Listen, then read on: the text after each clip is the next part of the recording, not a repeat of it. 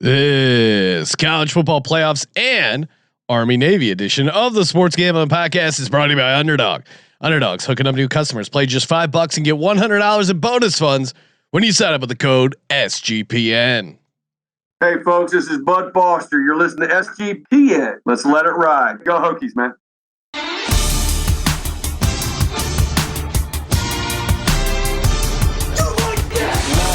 Cox. He's one of those guys who will get penetration. Over. It's a baby fucking wheel, man. San Diego Superchargers. Now go home and get your fucking shine box.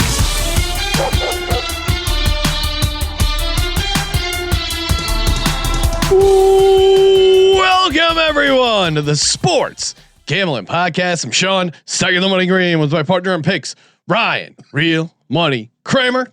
What's happening, Cram? Dog. Had a great weekend. NFL. Yeah. We already did the touting. College football. We'll do some touting shortly, but I have been looking forward to talking to one Colby Dan more than anything because there are a lot of people screaming at the clouds right now. Yes, one of the all-time great cloud screamers, Colby Dan from the college experience. What's happening, Colby? Don't respond yet, Colby. You're not on the screen. We're just waiting for Colby to. This is one of these things. I already clicked the button. We're just waiting. Oh, there he is.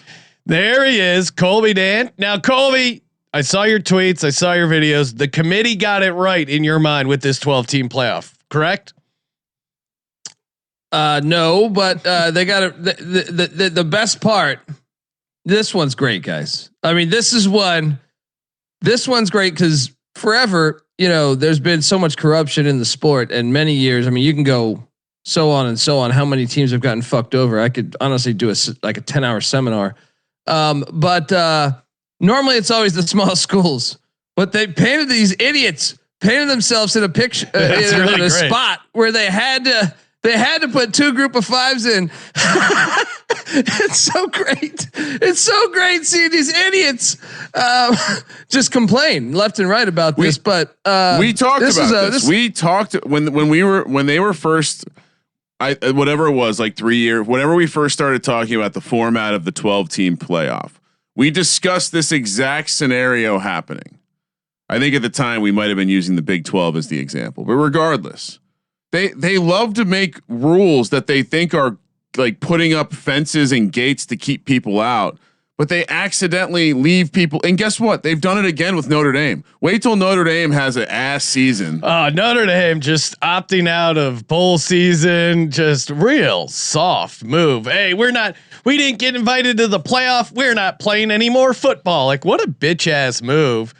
Just play a bowl game. Why would you not want to play football? Let's talk about them because, I'm getting hate from our Notre Dame fans. First off, your schedule was dog shit, right? Your schedule was absolute dog shit. All right. Now, some of that was just luck. Some of that was also, certain teams were bad, but also some of it was you guys ducking great competition. So a mixture of both. A perfect storm happened and you lost early in the season. You didn't play any good competition really the rest of the season. All right. But you made $40 million last year. So shut the fuck up. You participated in the same thing, right? And now these Notre Dame fans are like, no, we had to stick it to ESPN because they own the playoff. Well, you made more than the team that won the national championship last year.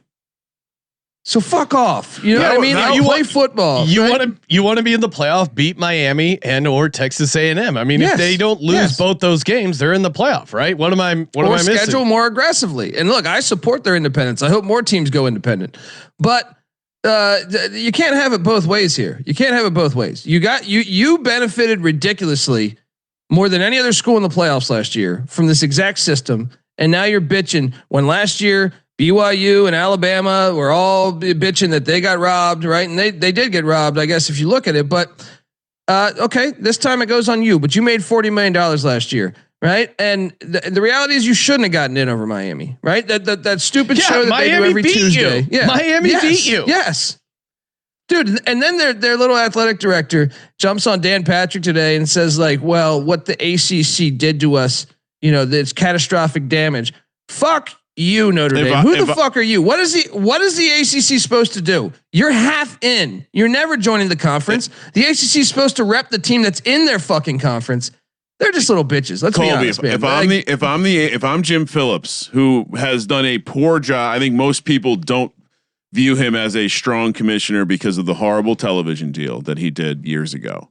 But if he wants to regain some love, I'd say right now, get them out of the basketball conference.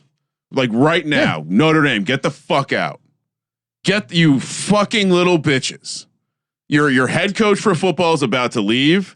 You're going to turn into a shit independent program that's going to fail year after year. So much so you require the college football playoff to guarantee you a spot.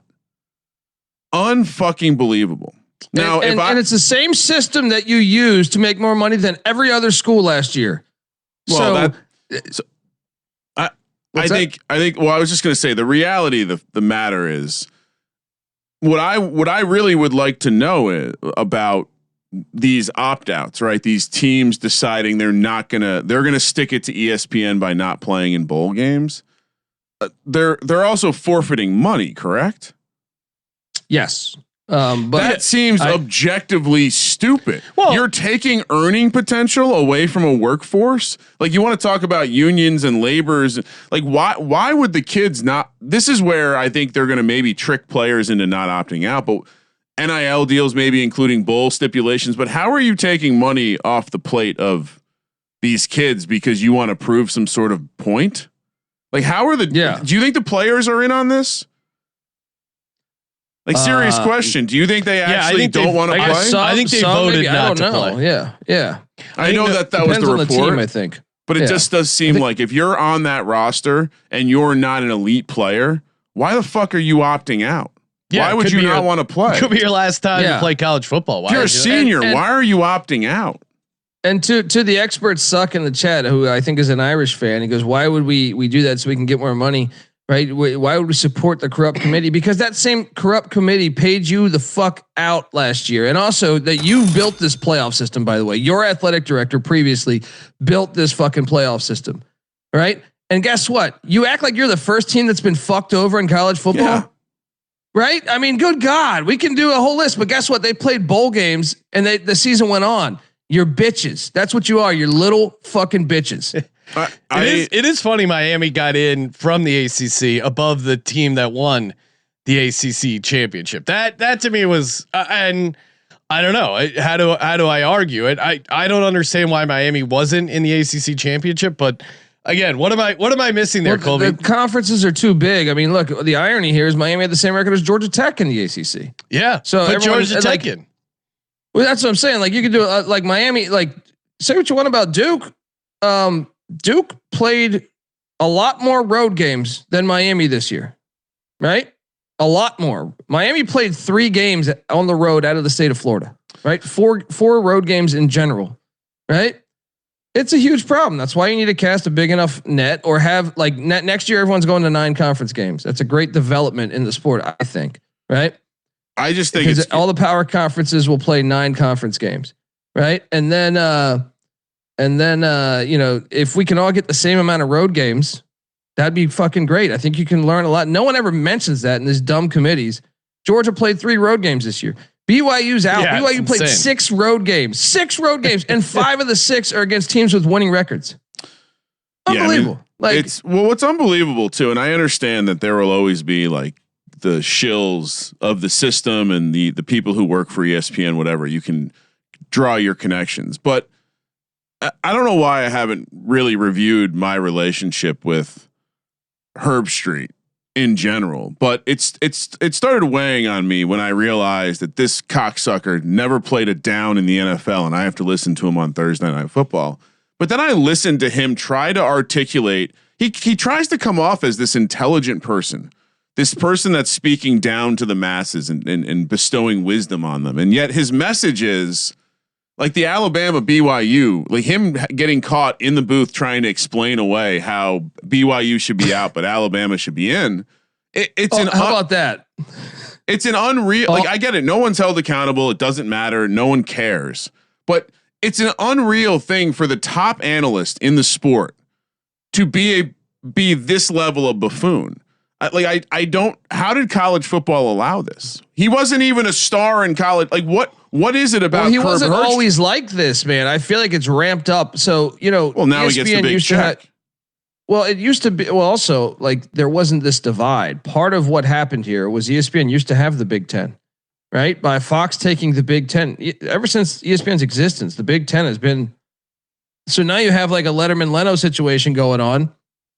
And you're seeing it to the detriment of the sport to a certain extent because you have it just doesn't make any sense. I mean, Chris Fowler was saying, if you look at Texas against Ohio State, they outgained Ohio State. It's like, dude, anyone watch that game? Ohio State dominated that game. All right. I know it ended up being a 1-score game. That's the same crowd talking about Shedeur Sanders' 300-yard game. Like there's always going to be opportunity to put up stats in a game that you're getting handled in. And but they'll use that example, but not the fact that Kentucky severely outgained. Of course not. Of course not. Because it's right? convenient. Kentucky. But I did want to bring this up, Colby. So Ross Dellinger, who is a very serious journalist, he did post some examples of what the playoff could look like if they get their head out of their ass. And I think so much went wrong this year that I do think that we could see some drastic change. We're probably not going to jump right to it. But the idea of a 24-team playoff using the proposed format that the SEC, whoever proposed, around 4 AQs, a couple G5 automatic qualifiers, 6 at large. This is what it would look like. And it's like, okay, cool. We don't actually have real arguments anymore because all the good teams get in. And the teams that are going to be on the bubble complaining at the end of the day, just like March Madness, they're not that good anyway. So who gives a shit? And so when you see something like this, or you see the same thing, I'll watch this playoff. Exactly right. Sean will watch all the playoffs, or just even using the 16-team version of what we essentially have now. Right, it gets you out to a bubble where you're no longer pissed that you've taken these group of 5 teams. You're no longer angry because all the good teams get in. So, and the last thing I'll say is in which, by the way, obviously the 24. I mean, this would be fabulous. Like, why? Who says no to this? Yeah, 24. I mean, look. You know who says no, Colby? Locations. The Bulls say no. These fucking morons. No. And that's where Herb Street's gone wrong. He's taking the big bags from corporate bulls, and that's why he has all these fucking horrible takes. But let's key on this more though, because one of the things that's really pissed me off over the past 24 hours is the amount of people that say JMU and Tulane do not deserve this. They 100% deserve this. All right, if you go 11-1 in any conference, or 12-1 actually, with the you deserve a chance to play in a playoff. Yeah, I see both sides of the argument. At the same time, it's a 12-team playoff, and 2 of your 12 teams objectively come from a lower class of, like, you could make the argument that Duke deserves to be in over JMU. Sure. So anytime you get anytime you get into those gymnastics, I think it just highlights the need for expansion. You don't want 2 out of 12 teams. I could see why people would be mad that 2 out of 12 teams are being occupied by Tulane and JMU, who are most likely going to get their shit pushed in. I get that. Well, but I also want to see it. That's why we should. The power. Yeah, Tulane is 2-1 against the Power 5. This is where the people that bring up the line, that always bothers me. It's like, well, this would be a 3-touchdown spread if Notre Dame played James Madison. Okay, well, Notre Dame played Northern Illinois and Marshall over the past 2 years, and they lost both those games. And they didn't even win their fucking conference, and they were strong favorites. Bringing up that it would be a big point spread is fair. Just like pointing out that upsets happen is fair. I'm just saying that my point in saying all of this is that we've had a perfect storm of letting too many group of 5 teams in, doing things that may, to some people, make championship games seem irrelevant. And so I think I actually think we might get all this like the powers to be are going to get tricked into actually making drastic changes to expand the playoff. And so at the end of the day, we might actually get what we need. And then, I mean, I just can't get over the people shitting on James Madison being allowed to be in here. That's a bad take. Well, it's a bad take. Well, guess who's number 1? Guess who's number 1 in college football? The whole playoff. Indiana, which is James Madison, you fucking retards, right? Their whole team is James Madison. Their whole damn roster is James Madison or other, group of 5 guys. Look at this. I mean, their best defensive players are all JMU transfers, right? Their best wide receivers are JMU transfer. Their starting running backs are JMU transfer. Their O-line's got a JMU guy. Their entire D line is JMU or Kent State. Shut the fuck up. You can't have, but JMU has already won at Oregon, essentially, because Indiana won at Oregon.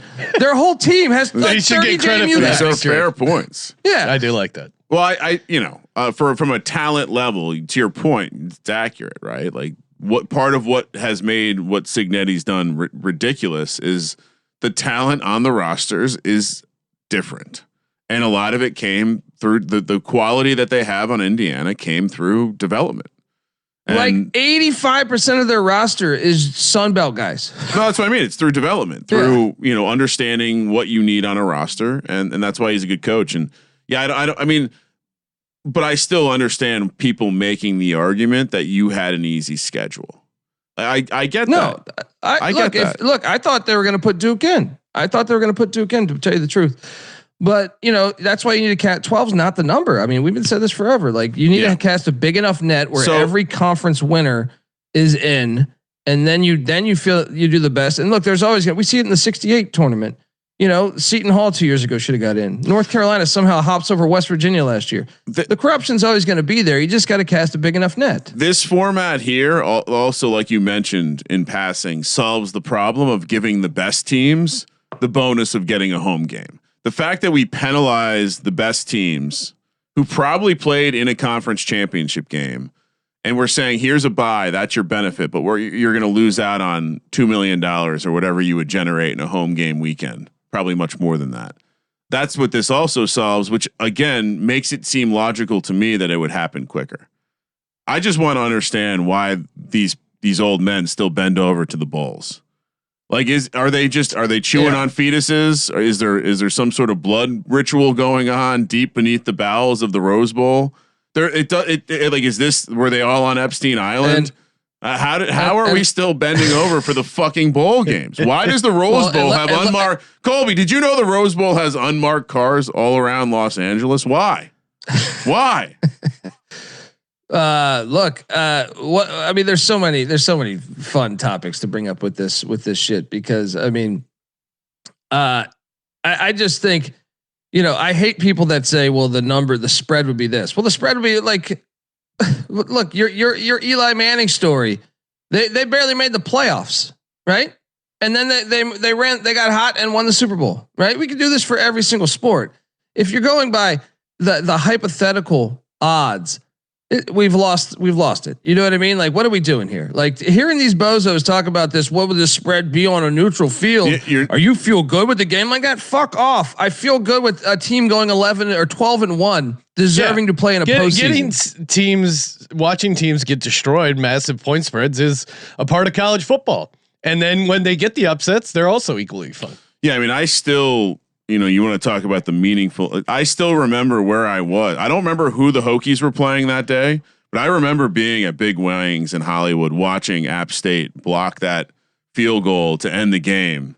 I mean, it's literally the best part of March Madness. I don't know why they don't realize the Cinderella how about story. This past weekend? How about this in the FCS? North Dakota State, who's a fucking juggernaut. They won the Natty last year. They've won obviously a shit ton of them, and they have a bunch of NFL guys on this current roster. 24.5 point favorites against Illinois State. Illinois State beats them at their place. Colby, play the games. Let's get your tank. Yeah. Why don't we talk about Mount Union? What happened there? Oh yeah, exactly. Mount Union. John Carroll sticks it to him. Rivalry game. Come on, let's go. Hey, one of us had Illinois State. Not you guys. You you donkeys following the Bisons. Red Birds are coming for that ass.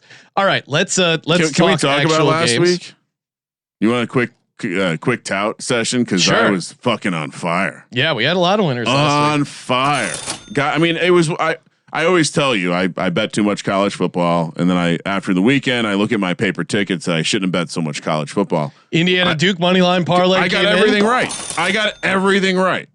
Colby 3-0 on his locks. Kramer 3-0 on his locks. Me 2-1. And you guys both hit your dogs at Indiana and Duke money line. I was on Indiana money line. I had locked up Indiana. We parlayed that. We parlayed that too. Yeah. I had a paper ticket on the money line parlay. I mean, even Friday night we had Boise. Even extending That was to a little. Boise UNLV was the easiest fucking play I've ever seen. Dude. I was on UNLV. That was a dumb idea. And let's not forget Friday night when I tried to tell you bozos that Xavier doesn't lose at home to Cincinnati. That comes home. That was Gonzaga was a smash. Oh my God, Gonzaga and Kentucky are on different levels right now. We went 3-7-0 on our consensus plays last week. So let's keep the heater alive. Hey, before we get to the games, of course, shout out to Kalshi. That's right. You can trade college football games in all 50 states. That's right. I mean, CFB playoffs are right around the corner. We got FCS playoffs. We got Army, Navy, and you can do it all on Kalshi. Legal and available in all 50 states right now. New traders, use our promo code SGPN. You get $20 in your accounts. Download the Kalshi app wherever you get your apps, or go to kalshi.com and enter our promo code SGPN. So they know we sent you. And we're also brought to you by Rhythm. Shout out to Rhythm.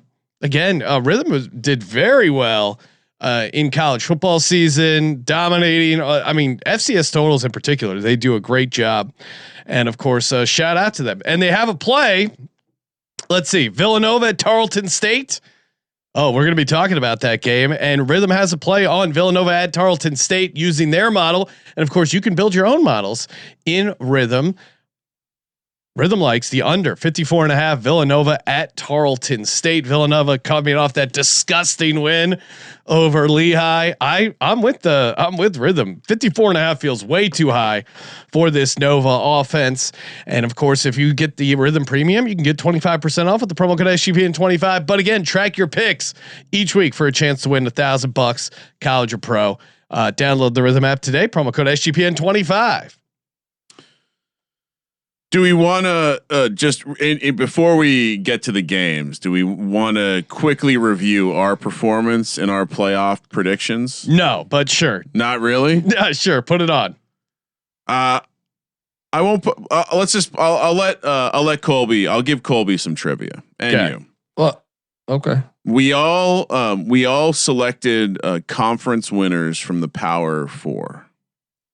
How many conferences did we as a group get correct? So there's 4 each, right? 4 conferences per person. So 12 total picks. How many of those 12 picks did we get right for conference? 4. Winner? Colby? Power 4 only. For the power. Okay. Let me think about this here. So I definitely didn't get SEC right, I would say. Correct. Yeah. Big 10, I definitely didn't get right. ACC, I certainly didn't get right. Big 12, no, 0, I think. Yeah, you got 0.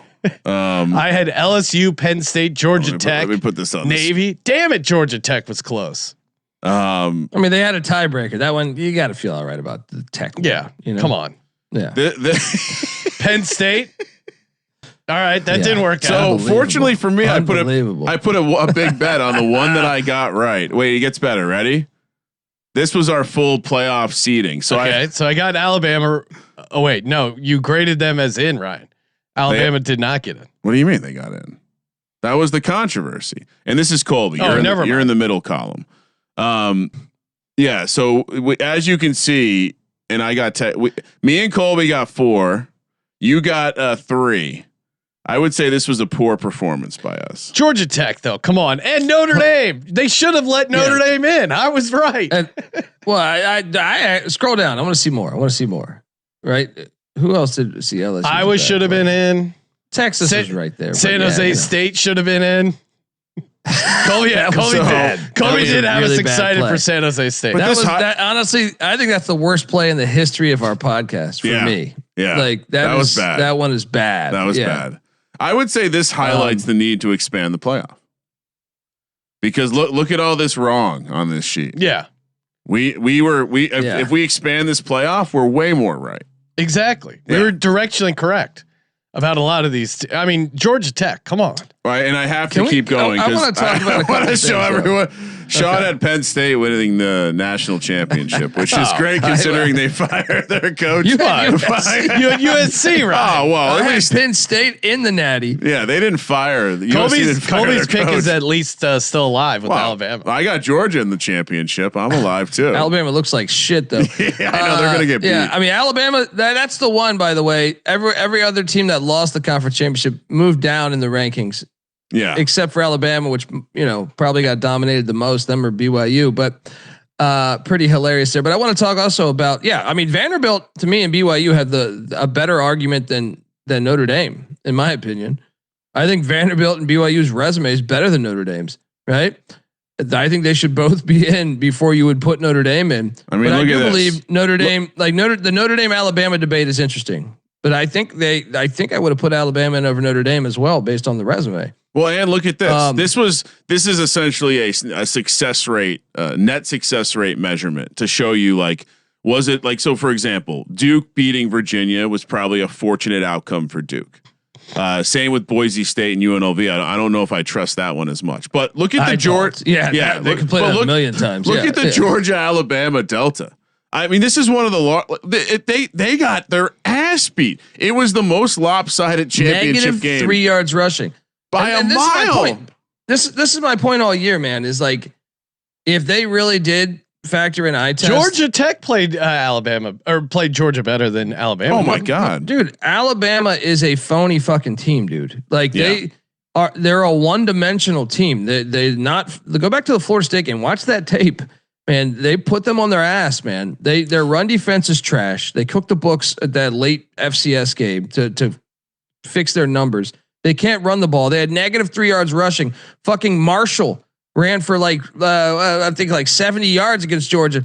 Alabama -3 yards rushing. Come on, man. This is Alabama here. That's why you got Mark Ingram and some of their other players saying that they don't even belong in. And I from an eye test point of view, I think I would definitely say Notre Dame's better than Alabama. It's just the resume is a little bit better for Alabama than Notre Dame. So yeah, you got to be you got to be AT&T or Verizon. They're fucking T-Mobile. That fucking offense. But how about Notre Dame also? Let's talk about this. So Vanderbilt tried to schedule Notre Dame last week just to play a game. Remember that?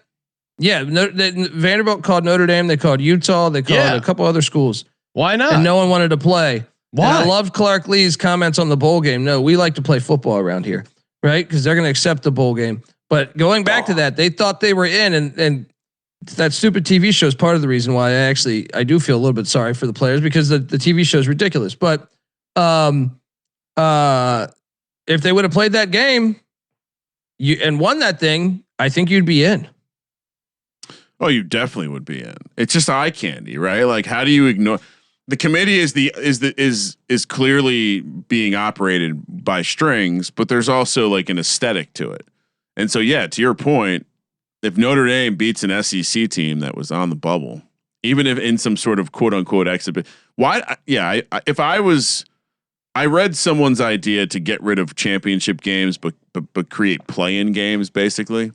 So instead of having the top teams in the conference playing off, you'd have almost like FIFA World Cup style, where it's like team 5 and 6 in the SEC are playing off for one spot, or bubble team X and bubble team Y. BYU probably has the biggest gripe. Like their only two as the experts suck in the chat pointing out.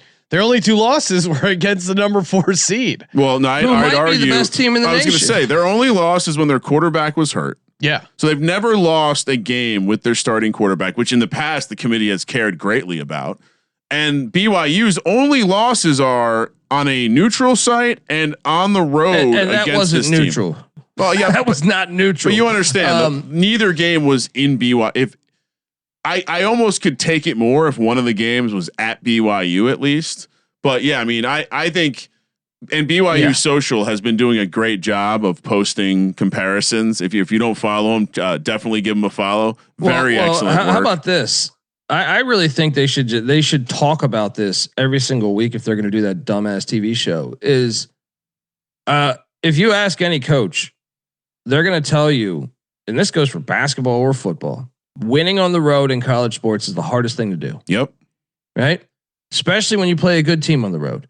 Notre Dame's played 5 away games this year. 2 of the 5 teams they played on the road had winning records. They went 1-1, right? Miami played 4 away games this year. Only 3 outside of the state of Florida. 2 of the 5 had winning records. They went 1-1. BYU played 6 away games. 5 of the 6 teams were teams with winning records. They went 5-1. I rest my fucking case. Let's go. I mean, yeah. What maybe Colby should be put in charge of this. Who loses? Last mock bracket I'll show, and then we can break down the games. Well, because this was the closing point of the argument, is that we need to get back to a non-committee approach. Colby, you may have seen this, but shout out to the Reddit. I shared this, right? Yeah, probably. Reddit CFB, great follow. This is the way Division III would have sorted out the Division I teams using the NCAA Power Index, the NPI. It's the only thing they use for playoff selection. And when I look at this, like, this removes the majority of the arguments people had, which is basically BYU deserves to be in, Alabama maybe doesn't deserve to be in, and Notre Dame in over whatever. That can be whatever you decide it is. But again, I think the best way to solve this problem is get rid of the people, but the people make the TV show, which is part of what ESPN loves. So they won't change, unfortunately, Colby. We just need more teams. Yeah, I want to shout out Reddit CFB too, because they did a great tweet on it. In 1941, San Jose State traveled by boat to Hawaii to play 2 postseason bowl games, and Pearl Harbor was hit. Pearl Harbor was hit on December 7th, and the games never played. But several San Jose State players helped in recovery efforts, helped the injured, and even with delivering babies. Some stayed in Hawaii full time to assist in the war. Right. It's a wonderful story and a testament to how football teaches positive lessons. Right. And then they say 2005 Notre Dame was invited to a bowl game. Nah, they didn't really feel like playing in it. Ridiculous. Yeah. Well, that's kind of soft. They didn't play football just because Pearl Harbor happened. Well, come on. That was my first thought too. Can't get a game in while you're in between Clear and Rumble. Can't play a couple games. You're letting the Japanese win. Yeah, they're letting the terrorists win if you don't play football. Another way to frame that is that we let ourselves get attacked before the football was played. Yeah, why not let? I mean, my God. Yeah. How long do you think a boat ride in 1941 from San Jose? Solid 2-3 weeks. That sounds like, I mean, you're in open ocean. Like, that sounds like a serious endeavor. That they really wanted to play some football, or go to Hawaii. All right, shall we get into it? Because we do have a couple games this weekend, even though this is the bye week / everyone gets the bye week in the playoff is so dumb because everyone's getting a bye week this week. And some teams didn't play last week. So team like Miami, they're going to be so well rested. Yeah. So rewarded for not making a conference championship. Why would you want to play in your conference championship again? Right. It's just they can't help but shoot themselves in the dick over and over and over again. This is Friday night, Colby. It Correct? Is. Thank God. Friday night, 6 p.m. on the West Coast. This would be a beautiful setup, Sean, for the VSiN show. Unfortunately, we will not be out there this weekend. Bozeman, Montana, which saw some incredible scenes from some of the northern states, including, I think, the game being played. The other Montana, excuse me. Stephen F. Austin comes to town, catching 10.5 points, plus 280 on the money line. Montana State minus 350, 51.5 is the total. That seems like a astronomical total here, Colby. What round are we in the FCS playoffs, and how are we feeling about Montana State here? Well, I'll say this, man. This is the South Dakota State and North Dakota State have been eliminated, which. Wide open. Montana State have been powers as well historically. So, I mean, maybe they're thinking, hey, this is our season to get back on. But it's still, it's wide open, I would say. Stephen F. Austin, they're located in Nagastosius, Texas. And they have to go to Bozeman, guys. Yeah, you guys know what the weather is? That a high of 35, snow all day. 15 to 25 mile an hour winds for this little air raid offense with Sam Vidlac, the old Oregon State quarterback. Not gonna work in Bozeman. Lay it with Montana State as I think. And another thing is the last time they played, Stephen F. Austin got him. It's been a little bit, but I don't think they had to go to Bozeman. But yeah, Montana go. State's tough out at home here. Stephen F. Austin, great story. Congrats on the win, but this is, I mean, yeah, going to Bozeman, that's good. That's a tough out for the Stephen F. Austin team. Montana State all day. Kramer? It actually could be worst possible scenario for a team not normal to dealing with cold elements. It seems like it actually could be like 35 degrees and raining. Yeah. That horrible. That, I mean, you might as well, you beg for snow at that point. Which, by the way, it was the other Montana game against South Dakota State that we saw that beautiful shots great of the vista. Stadium. There's a mountain behind it. Yeah, I want to know if you haven't been to that stadium, you need to go. Washington Grizzly Stadium is fantastic, man. Where does that fall in your stadium rankings, dude? That's a top 15 stadium. Really? That's a top 15 stadium. Yeah. And how long does it? What's the nearest airport? I flew into Missoula. So really? Now look at you. It did look like a bus station. Hey. Like when you landed, like you're stepping on the tarmac. You're like, oh, okay, we're here. Hey. So just like Burbank. Just like Burbank. Yeah. Who's taking the points here? That's what I want to know. Well, Stephen F. Austin did look good last week, but yeah, Montana State rolls. Yep. All three agree. I think you just play weather and elevation handicaps in the FCS. Villanova, which I think was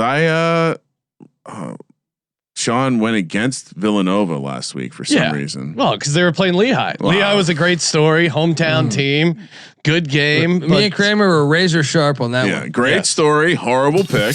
Now Villanova's catching 8.5 against Tarleton State down in Texas. So now we're going the other way with the weather. Minus 325. 77 degrees. Yeah, I know it's going to be warm down there.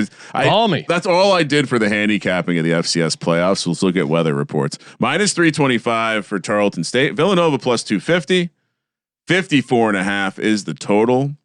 The cat that Colby has on the screen for the Villanova side is it just doesn't look healthy. No, it looks like a cat is unwell. Looks like a cat that's been living on the streets of Portland for a couple. Through the roof.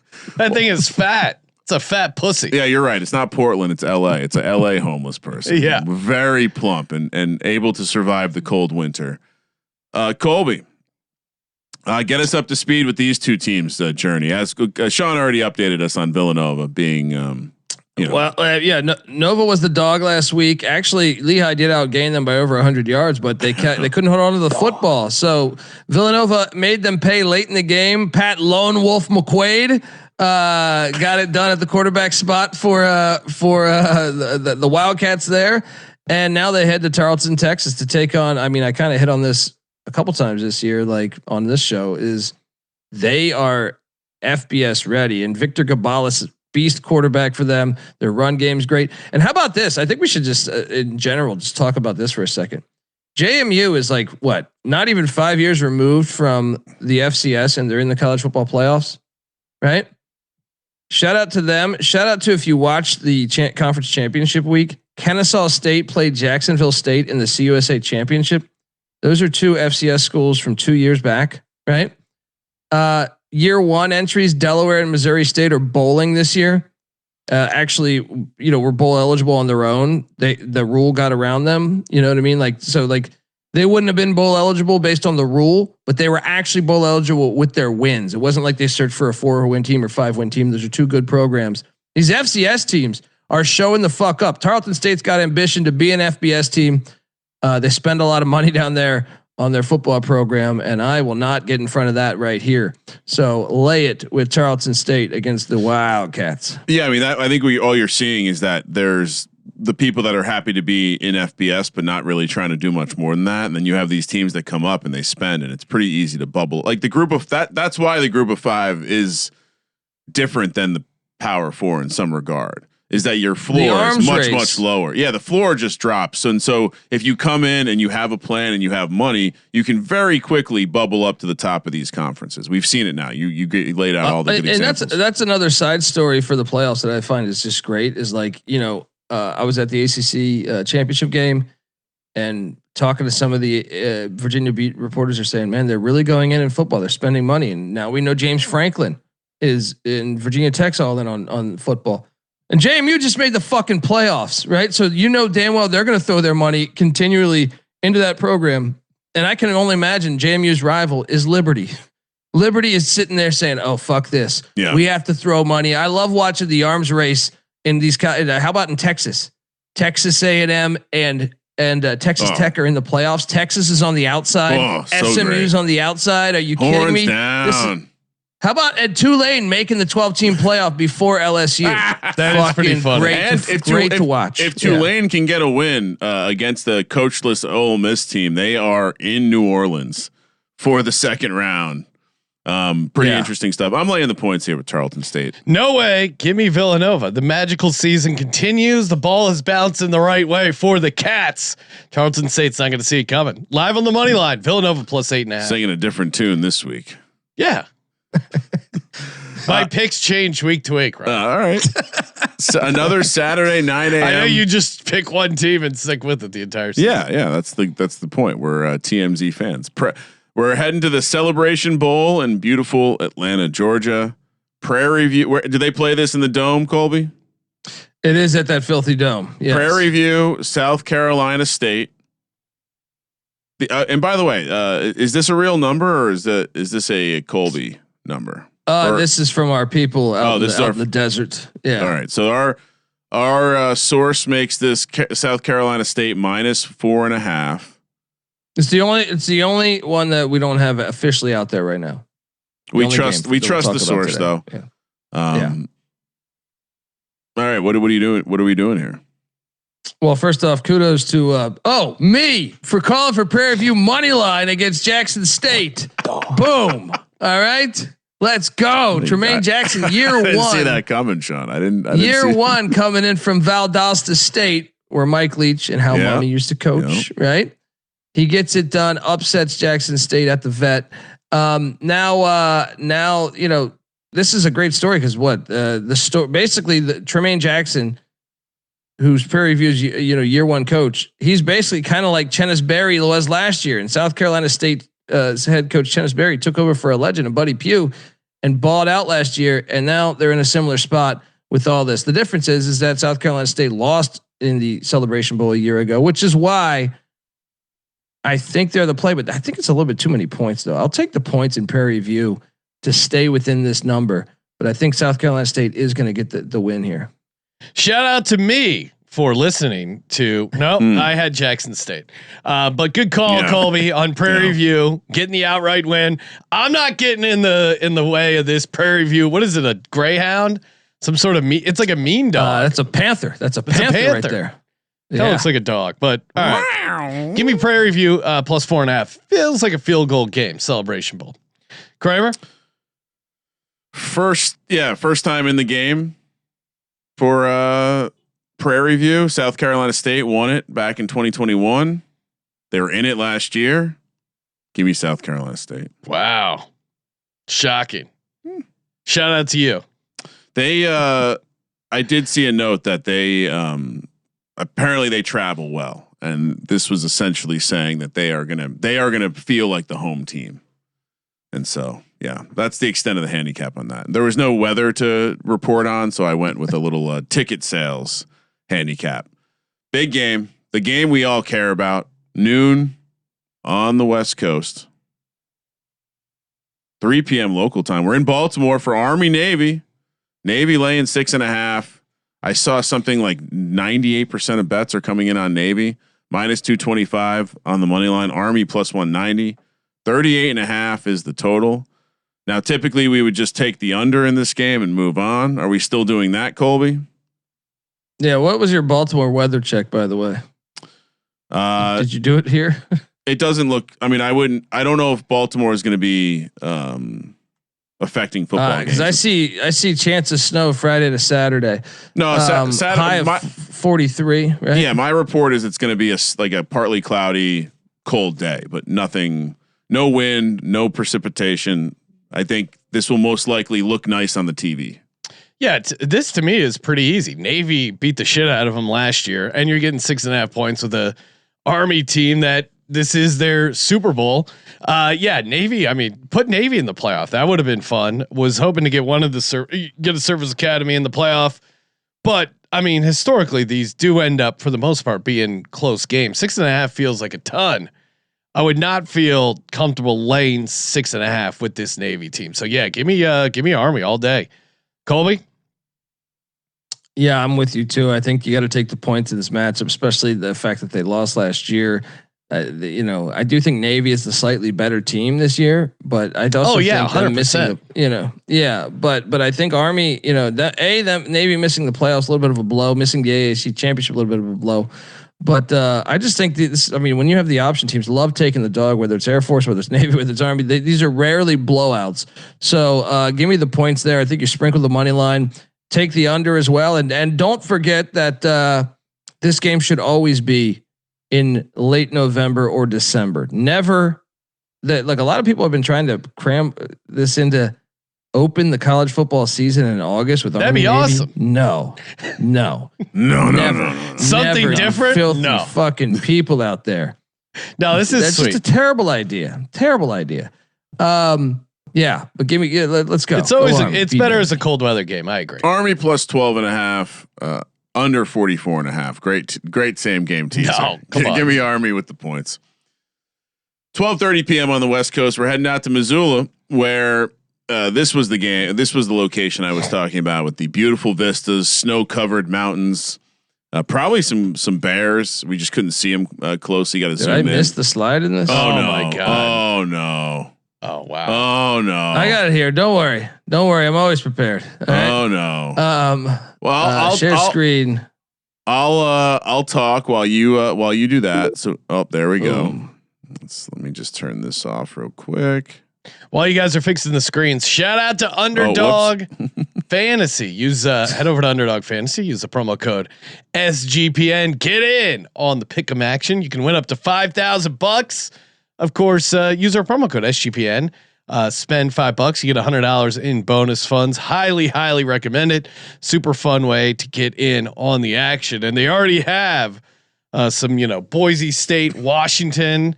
Higher lowers up. There's a bunch of great ways to get in on the action. Underdog Fantasy promo code SGPN. We're also brought to you by Novig. That's right. Novig available in a bunch of states.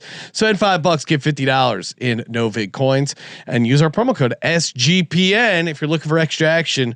Highly recommend signing up over on Novig if it's available in your state. Download Novig and use our promo code SGPN. All right. Let's get through this one where we were missing. It wasn't lost, but we were missing a slide. I'm sure Colby won't let it happen again. South Dakota. Blame that on White Tiger. Oh no, blaming the child. That's a real corporate move. Having a kid in corporate America just allows you to not do anything. Oh yeah, I got this thing with my kid. Now, Kramer, you had Mercer Lane 6.5 against South Dakota. How did that pick work out for you? That was one of the few I got wrong. Okay. I'll be honest, I didn't watch the game. I was just fading a cold weather team going to the warm of Macon, Georgia.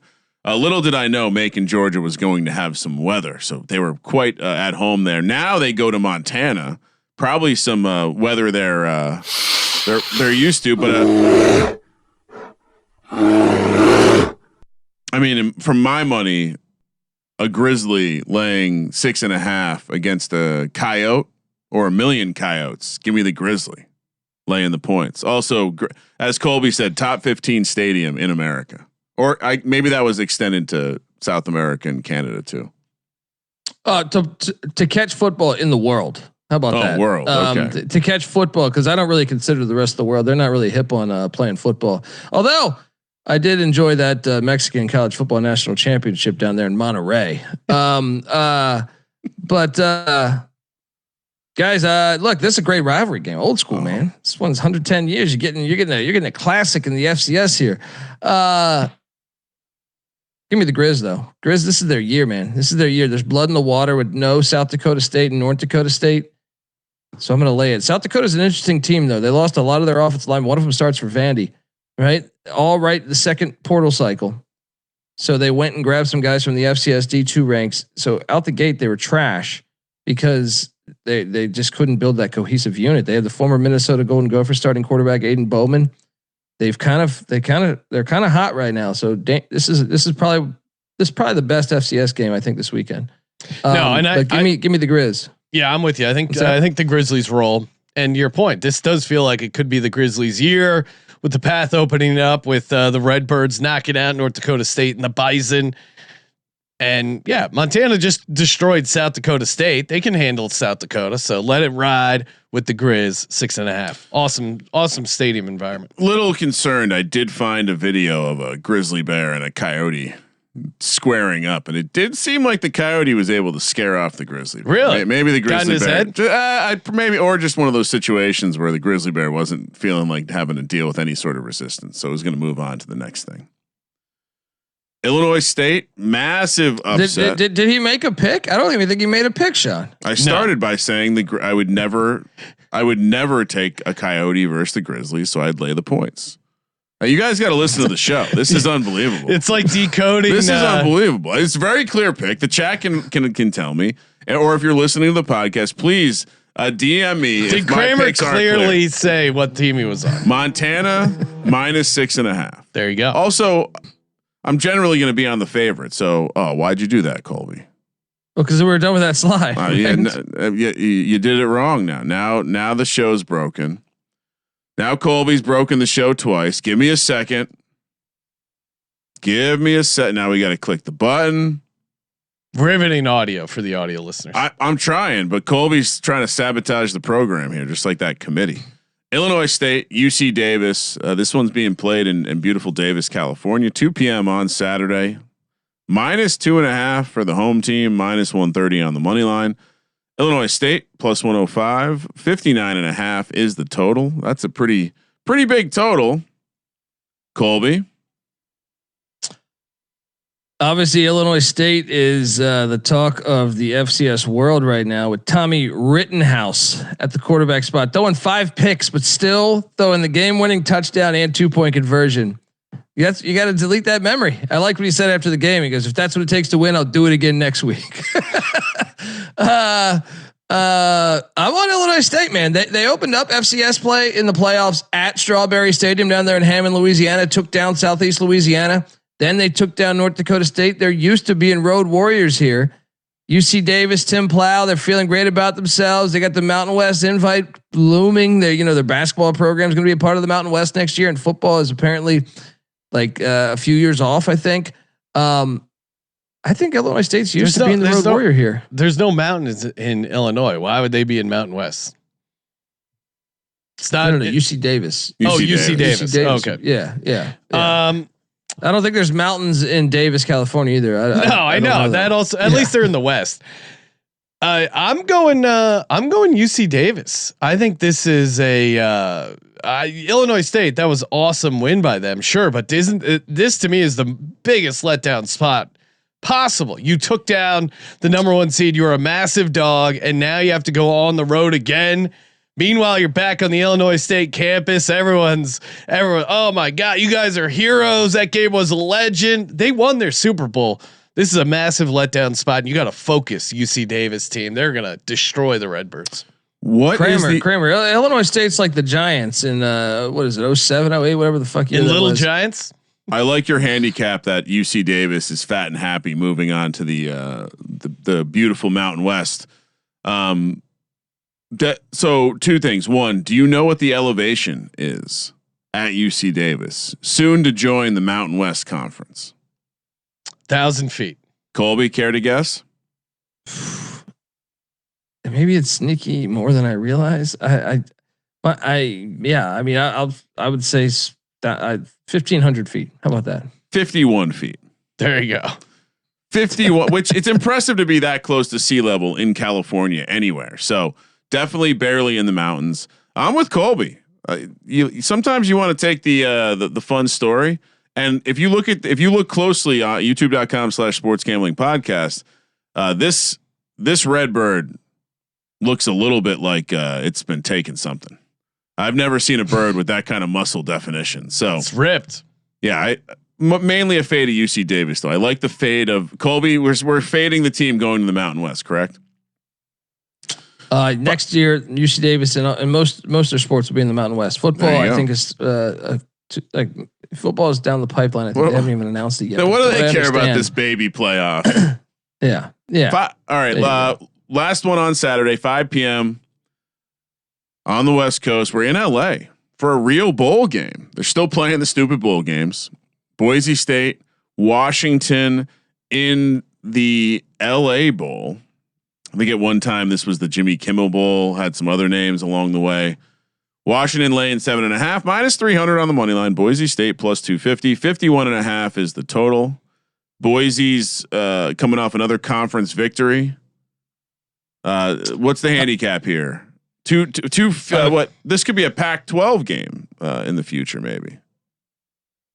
Maybe, but we haven't got any opt-outs that I've seen from Washington yet, which is intriguing. But obviously, Chris Peterson Bowl. I like this game. I think the bowl committee actually did a decent job matching these teams up. Now, obviously, it doesn't make any sense to play at SoFi when you have the Rose Bowl and LA Coliseum right there. But hey, you want to be dumb? We can be dumb. Boise's getting 8.5 points. I just wonder. I think Boise would be the more motivated team here. I think they still like honor their program's culture is like.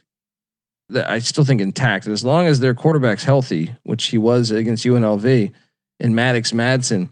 I'll take the 8.5 to stay in this game against Washington. I'm also expecting potentially some opt-outs from Washington. We'll see. Yeah, but yeah. I'm with you, Colby. I think Boise State and the points is the play here. I think Madsen would look pretty good in a dome here as far as moving the offense. They're going to keep it competitive. And I think, Boise seems slightly more motivated, and I think they would get some fans down in SoFi. Great stadium, one of the beautiful open air stadiums in our nation. Yeah, I think Boise's, even though they've made the playoff and all that stuff, I think that, one, it's a cold place and LA is a warm place. It is a little bit like dangerously close to the holidays, but I would expect that they would have the better crowd. I also have a little bit of an inside source. AKA I have some family that is involved in Washington. I don't know if anyone's making the trip, which is a little surprising. So to your point, maybe there's an expectation that the whole team isn't going to be coming down to LA and less interesting to the alumni. So give me Boise. We're all on Boise. But in general, we should remind people that the bowl games, especially numbers that like just follow tail the movement. Usually when the number moves, that means something. Now in this case, I don't know, Colby, do you know what this opened at? Okay. No, it opened at 8.5. And so it's come in a little bit. So maybe the Boise's the team that's actually getting the money. So follow the steam in college bowl season because it's all information and people know before you about the opt-outs. Last one. We're jumping all the way out to Tuesday because I don't know if we'll talk again before this game kicks. Troy, Jacksonville State, the battle for old school bell. Is that the what is that, Colby? The battle for the old school bell, man. They've been playing this one 101 years. No. Great job by the committee by putting this game together. This and also they gave us Deeper Than Hate as one of the rivalries. They gave us. We'll be talking about it next week. They gave us Nick Rolovich against Timmy Chang on the island. I was asking on the same roster. I was just asking, what is the old school bell? It's a rivalry. It's a giant bell. The trophy. I think. Yeah. So, right. So you're more into the doing this game at the Crampton Bowl. This is at the Crampton Bowl, legendary stadium too. If you don't know about the fucking Crampton Bowl, what the fuck are we doing the show for? It's a great question. Yeah. Well, to teach other people about it. One of the better stadiums out there. I'm on Jack State, man. Jack State lost in heartbreaking fashion. Troy got a little dinged up had their quarterback go down in that game. Give me Jack State. I think they're live here in the money line. And salute to the Veterans Bowl, Sean. I honor all veterans, especially veteran bowl games. So I'm a little worried about that Jacksonville State offense. As someone who had them, that was a brutal loss, and their offense was pretty horrible. But as you mentioned, Colby, this is a get up spot for them in the bowl game. I think they're going to be stoked. The rivalry aspect, and Troy maybe a little bit of a letdown. They gave JMU everything they could handle.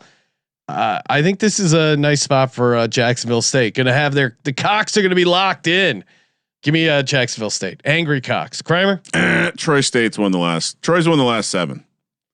Period. They're due for a relapse. No, they might win. They not going to cover. Come on, someone has to mention the fact that I'm. When's the last time they played, Colby? It's been a minute because Jacksonville, Troy was in the FBS for a while. So now, the last time they played was 2001. Yeah, you don't think that matters? These Jacksonville State they've kids? won 7 in a row, Sean. It's a great handicap. Come on, guys, give me Troy. All right, time for our locks. Dogs. No tease this week. Really? Well, can you tease any of these FCS games? I mean, you can. All right. Kramer, you're up first. What do you got? Lock number 1. This is actually a very difficult week. Let's make sure we put Army Navy on the card since we can actually bet on that. Give me the under in the Army Navy game, 38.5. Okay. Give me Boise State plus 7.5. Okay. Give me, let's see, my favorite FCS play is taking one of these chalky favorites. Let's go with Montana State getting the soft, warm weathered Stephen F. Austin squad coming to their town. Lay the 10.5. We all know you lay the 10.5 before you take it. Dog. Uh-oh. We have a bit of a situation here.